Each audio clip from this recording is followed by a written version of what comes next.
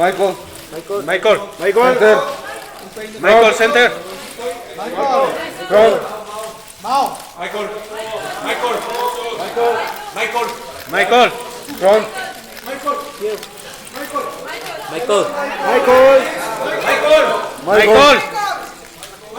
Front. Michael. Front. Michael from. Va parneando, mira. Va parneando. Magneto. Va parneando. Espérate. De regreso. Michael. Mercurio. Michael. Ahora voy a traer al director para que le saques fotos.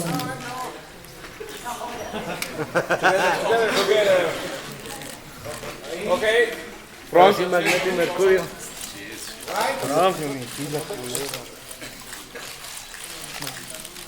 Front. Center. Michael. To the center, please. ¿Quién es Michael y Michelle? Michael. Justin. To Michael. the center, please. Thank you very much. Justin, Michael. ¿Listo, chicos? Justin, Michael. Gracias. Michael. Gracias. Michael and Justin, Gracias. can you please step? No. Okay. From 120 foot, there's not a lot of fun in that. It's way too dangerous. Just, Damien Walters and Dave Brandt, who were my two stunt doubles for the leaping and stuff like that. They're amazing gymnasts. They've been doing gymnastics since they were 7 years of age. If you get it wrong, it can be pretty serious. That's why it was such an amazing stunt to have for real on the film, and the sort of spirit that Justin instilled on the set was all about doing these things for real, and Damien Walters is famous in his own right on YouTube. The stuff he does is incredible. He was breaking his own record. The most that I've done is 10 meters into a swimming pool head first. And that was thanks to an 11-year-old boy. I had gone up to the top of this diving block. I was out of work as an actor and trying to find whatever challenge I could. And so I thought I'm going to have to dive off this high block in the swimming pool. And so I went up the stairs, stood at the top, looked over the edge for too long, and sort of backed away.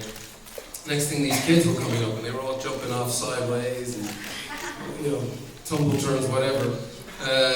And I was still standing there, and they came back up the stairs again. And one of them came over to me and was like, "Oh, you haven't jumped yet?" And I was like, "No." He's like, "Are you scared?" And I was like, "Yes." And he said, "Well, you know what?" He was like, "Just go for it. You're going to hurt yourself a little bit of the first one, but after that, it's easy." And he was right, I did. I dived and hurt my legs a little. But that's about the highest I've done. We did a few on set where I was on ropes and stuff, wires rather. And that was kind of intimidating because it was just the concrete floor of the analyst room where I was doing it. So you have to put your faith in the people that are going to catch you. But we had the best people. We did have to film 2 versions. It was something that I was adamant about. It was just plain as day for me. If we're going to be in Spain, people speak Spanish. There's nothing that drives me more crazy than people speaking in a sort of accent in English, if they're Spanish or if they're German or if they're French or anything like that. And I think Quentin Tarantino really proved that you can do that in a mainstream film with Inglourious Basterds. And so, also, it's just what it does is it really helps the audience disappear, as Justin said, into another world.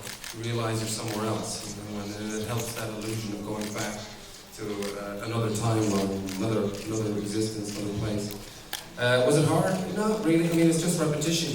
Thankfully, as Justin said, we had great Spanish actors. I could pester, and they recorded the lines for me. Javier, Ovic, Carlos, they all laid down the lines for me, so I had different variations. And then it was just about me repeating them. Thankfully, I didn't have to say a great deal. I guess I like provocative stories. stories that make you think afterwards when you leave the movie theater, even if it's something like a fantasy ride, something entertainment, it's just something that percolates in your mind after you've left the cinema. I try to pick some original things that maybe haven't done before. And obviously with this, we didn't have a script, so when I met the guys from Ubisoft, I didn't really know anything about Assassin's Creed. I'd seen some posters and some adverts on television, but I didn't know anything about it. They just started to describe this universe to me, the world of Templars, this secret society, powerful, wealthy society, people that might run the world. They believe in science and order, and they also believe that some people should be enslaved. In fact, some human beings are more valuable than others. I thought, okay, that's an interesting group of people. And then on the flip side of that, you've got the assassins. And their ideology is that free will should be protected and maintained at all costs for all people. So I thought, okay, you've got a good conflict between these two sort of schools of thought, both of these ideologies fighting for the future of humanity. At the center of that, this concept of genetic memory really grabbed my attention, made me sit up immediately. The idea that within our DNA we have the experience and knowledge of our ancestors passed down through the generations as sort of survival aid. That seemed like a really cool thing, but also very plausible scientifically. So I thought, okay, cool. You have a fantasy world that's kind of anchored in something real like this, that elevates it immediately. And then the Animus, this genetic time machine, this sort of genetic DeLorean that we could explore different timelines in history with, and also take the elements of the parkour from the game, which I knew would be great in terms of the action sequences. So it was those things really, and also to be able to play with history. History is usually written by the victors. So if you can play with elements, and already starting with the birth of the first assassins, Adam and Eve were the first assassins, and they decided to pluck the apple from the tree in the Garden of Eden. I thought that's cool. Everybody knows about Adam and Eve, but I didn't know that they were assassins. So I just thought there was a really great universe there that would lend itself very, very well to the cinema. Yeah, I would like to do it at some point for sure. I guess I got to start with something small and start to learn about the camera, where to put the camera, and the relationship with that to start. I mean, there's so many other things. Watching a director work, and somebody like Justin sort of immersed in all the different departments.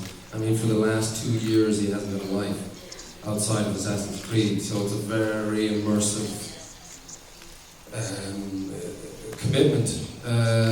And it's just, astounds me to see how it just takes up your whole life. And but it's always been something that's interested me.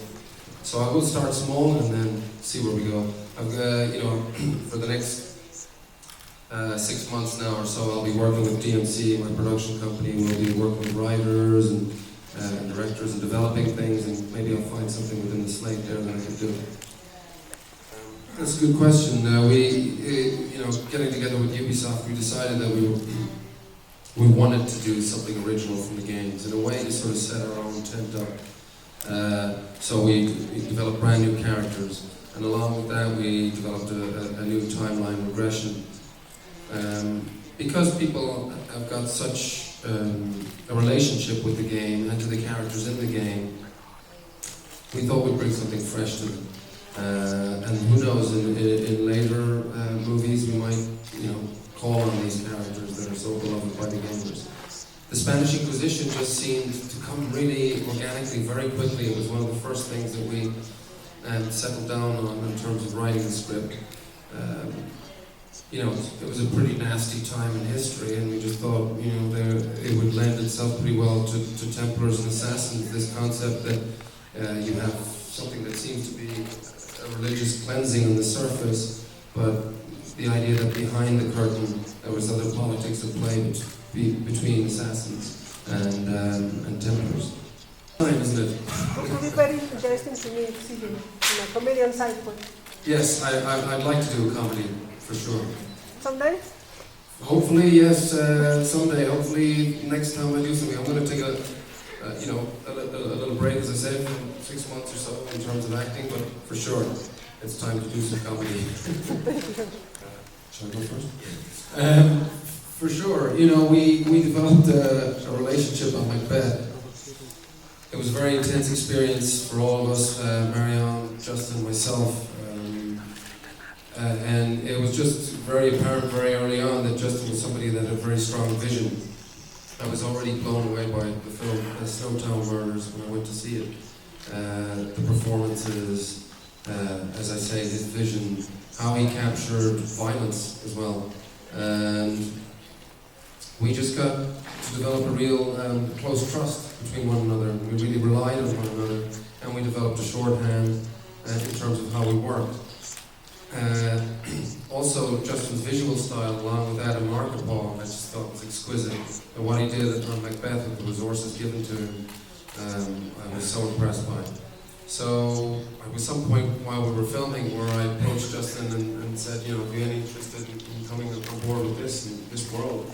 And thankfully he did, and then Marion followed shortly after. I mean, Marion's somebody that's on the top of everyone's list as a director. So again, it's to full credit of Justin that she came on board immediately because of the relationship that they developed, working together as well, and maybe also with me. So it went from there, and then Justin hooked up with the guys from Ubisoft and New Regency and came on board. Yeah, we went paintballing, didn't we? Do you want to tell us some of that? So we did go paintballing, and I don't know if you... And we were going to the Macbeth screening, a week after or whatever, so there is pictures out there of this haircut. And also, you injured yourself during the paintballing shootout, so he was sitting on the porch of the saloon, which was HQ, just sort of with the paintball gun in his leg. And I think a vodka tonic on the side. A vodka tonic, yeah. I'd done my handy pretty quickly at paintball. Yes, I think going back to this lady's question earlier about doing comedy, probably should do some of that now. Conflicted characters, I guess there's something to play there with. Again, it's sort of, it goes back to what I said earlier about sort of provoking an audience, and sort of maybe through the journey of these characters, we can also maybe reflect on ourselves and the world around us. But it's time for me to do something different.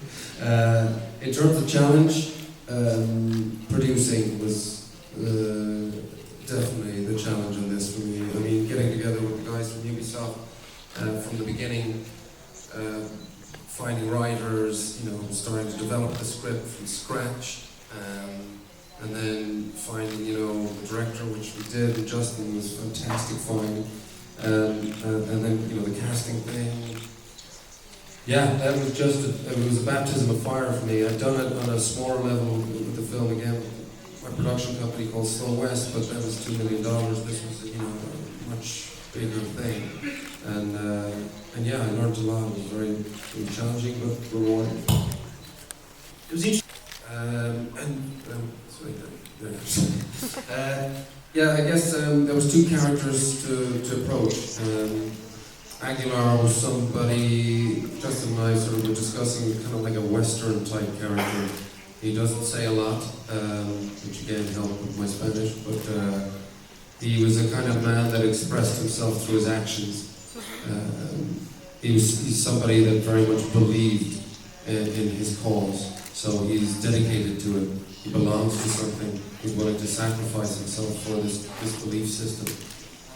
But really, it was a physical part. We knew that a lot of our action sequences were going to be in the regression, so there would be parkour elements, and as well as the fight choreography to work on. So there was a lot of physical training for both characters, just sort of physical conditioning, and then working with the stunt people as much as I could, as much time as allowed myself, and Ariane and Hovig. Again, Justin's vision was to do this old school life in terms of the action sequences. We're going to be in real locations with real people fighting. So we were running around the tops of the building in Valletta and Malta, hanging off and jumping from And so we wanted to do as much as we could. In fact, the actors did do 95% of the fighting themselves. So that was one element. Cal then is somebody who's the opposite of Aguilar. He's selfish. He's become quite cynical, distrusting of people because of what he's gone through. He's had to look after himself since he's been 8 years of age. Spent a lot of his time going in and out of correctional facilities. When we meet him, he's on death row, about to be executed. So he's a hardened sort of individual. And it's only really through his experience in the Animus that he starts to realize that he does belong to this brotherhood. He has a lineage to it dating back to 15th century Spain. So yeah, it was interesting playing those two off each other, but luckily we filmed them kind of in sequences. Aguilar came first, we shot Progression 2 and 3 first. Then I shot the Cal stuff in London, and then we finished up in Almeria with the first Progression. I guess it was important to do a lot of training for this because I found that since I hit my mid-30s, the recovery level takes a little longer in terms of when you get a knock or an injury. I enjoy the physical aspect of doing these sort of action films, for sure. It's nice to sort of get paid to sort of get fit, I suppose. You're always up against time pressure, so sometimes you think, God, I wish I had a little bit more time on that fight sequence. But on the whole, it's a very sort of rewarding experience. It was really hot in Malta. I think at one point the measuring stick was that I think I drank like 10 liters of water and then I went to the toilet. It was just everything was just sweat. But yeah, it's enjoyable. I like doing both. I like to do something that's small independent film and doesn't have this sort of action element to it. And then I really enjoy performing in these kind of films as well, as I do as a fan, as somebody who goes to the cinema. I like to watch both too. Thank you. What Justin and the art department did with the Animus. I mean, do you want to talk about? I mean, they changed the whole Animus experience. Yeah, in the game, the Animus. I hadn't played the game before I met the guys from Ubisoft, but once I came on board, I played the game. Out of respect to them, first and foremost. But then I was curious to see what sort of world that they created. They described it so fascinatingly, and both Justin and I had been given the Ubisoft Bible, the Assassin's Creed Bible, with all the characters and the history. But outside of that, it was important for me to see how the characters moved, so I could understand the strike poses, the kill poses. So yeah, that was important for me to play the game. And in terms of the other crew members, as Justin said, there were a lot of gamers there, a lot of fans of the games. In terms of pleasing fans and pleasing new people that come into it, you have to deal with it with a certain amount of respect and disrespect, because everybody's got their opinion. And if you try and follow everyone's opinion, you make a mess. So we chose key things from the game, which were like, who are Templars? What do they represent? Who are Assassins? What do they represent? What is an artifact? So we chose the apple from the Garden of Eden because the people that have never played the game have a relationship to that. The Animus, what is that? And this concept of genetic memory and the parkour elements. That's enough. For people that have never played the game before, that's enough. And one of the biggest challenges for us was how do we distill this dense universe and bring something to simplify it, essentially, for people that can walk into the cinema without any background knowledge and enjoy this experience. That was a challenge and something that we all kind of agreed on the major points that we were going to deal with. Okay, pues muchísimas gracias por haber venido. And we are done. Fotitos. Please. Picture. Can we do some pictures, please? Picture. Just a couple of, and we go. Hey. Right, please. Front. Michael. From. Muchas gracias. Rápido,